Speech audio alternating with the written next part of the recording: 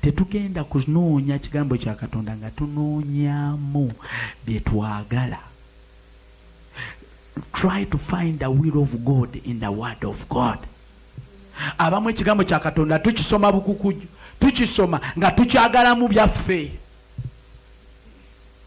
You know, n'ekigambo kya Katonda kirina purpose yakyo. There is a purpose of God's word before your purpose. And that purpose of God's word should lead your purpose. Katonda alina ensonga lwaki yateekawo ekigambo kye. Ensonga eyo ey'okuteekesebwawo ekigambo ye yandikulembedde ensonga zonna. Abantu abasinga twagala Katonda. Era Katonda akintadde ku mutima nsumba. Ennaku zino ti abantu bangi bali mu kanisa, abantu bangi bagala Mukama naye mazima balina bye bamwagalako. Era Bayibuli eno ajaagalamu kukuba balabe. Waliwo anwanisa nga abikula Zabbuli meka? Kwatenga bonakagabo lwana n'ababa lwana nange nagatako n'ensala mbaweereza ensolosozi ensanafu. Nga waliwo omuntu omu nali mulabyeko ng'ali mu kusoma Bayibuli naye ng'alina obukaawu nga n'ebyawandiikibwa byalina byonna bitala bisala busasa. Namutuuka nako ne mpulira atmosphere embi kyokka ng'alina Bayibuli. Ne mutulukako ne mpulira atmosphere embi n'atunula bwati nga n'eriiso limyuse nga ali mu Bayibuli. Kati nga Bayibuli ali mugumira mu ekiruyi kyonna n'abikula ennyiriri z'ekiruyi. Mweziri tezituzewo naye ezo ennyiriri si z'abantu, za Sitaani. Bayibuli kitale kisala oluyi newa newankubadde mu Bayibuli mulimu amaanyi agasobola okulamya n'okutta, naye Katonda atta mirimu gya mubi. Sitaani yaleeta ekiruyi ekyo. Kati olw'okuba amaanyi g'okufa n'obulamu bitudde ku lulimi lwo, n'akuleetera okwatula okufa eri abantu. Yakobo 3 agamba mbu olulimi lwe lumu lwe tutenderezesa ffe abatendereza, ate lwe tukolimiza bannaffe. N'omala okuba wanetendo ku mwoyo asse n'osooka odda ewaka, mukyala n'akufuukira kye baawalula.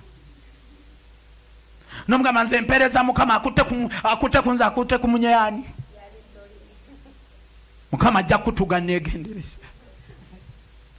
Mukama yeebazibwe. Mukwe temulimu kwagala. Kubanga ate yo Bayibuli etugamba kubala bibala ebyaki ebyokwagala eby'emirembe. Newankubadde ensimbi neffe tetuli bansi. Newankubadde ensi omuntu wakuvuma otekwa muddamu na kivumo, neffe tetuli bansi. Tetugenda reactinga ng'ensi bwe yandi reactinze. Fedda nga tuli ku ssomero omwana akola nga n'osigala bw'otyo baako kyokola. Mukama yeebazibwe. Waliwo abo abasudiya. Kati eyo y'ensi.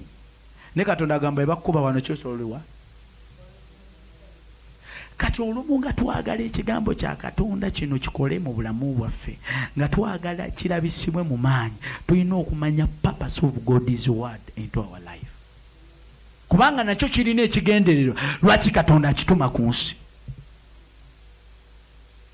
Katonda tatukutuwadde ekigambo kino kuyigamu nnyiriri zisaddaaka baana, zibba babba baabanno, n'omala osanga olunyiri. Ate Bayibuli erimu buli kimu. Mugirabanga ey'okusaaga. Eyo Bayibuli osobola ogibikula n'ozimba ennyumba, n'ofulumya omuntu mu nnyumba. Nze nina obujulizi nabwo waluli ku kyoto. Maama wange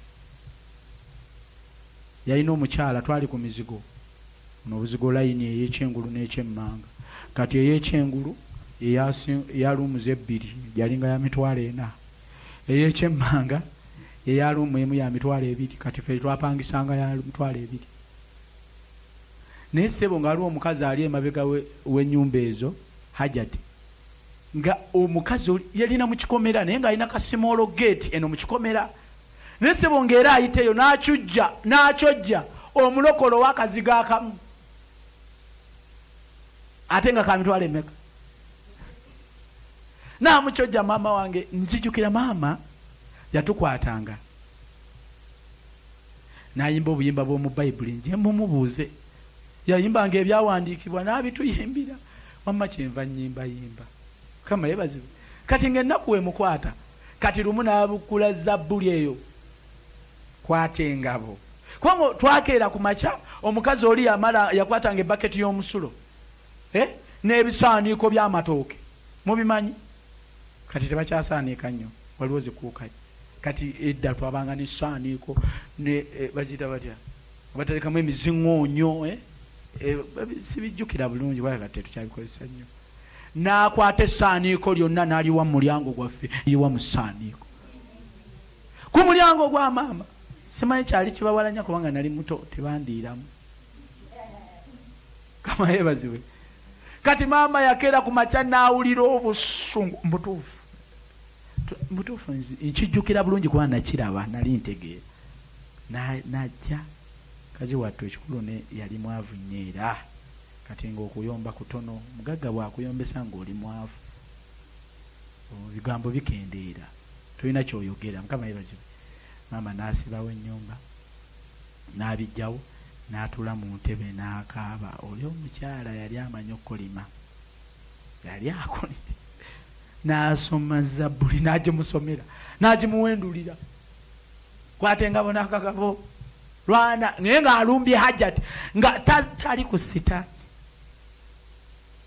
naye nalaba Hajjati n'amaaso gafe Haji yajja n'agoba Hajjati n'amutikka ne kapeti n'agimuwa loole eyo eba efuluma ng'eyamugja weeye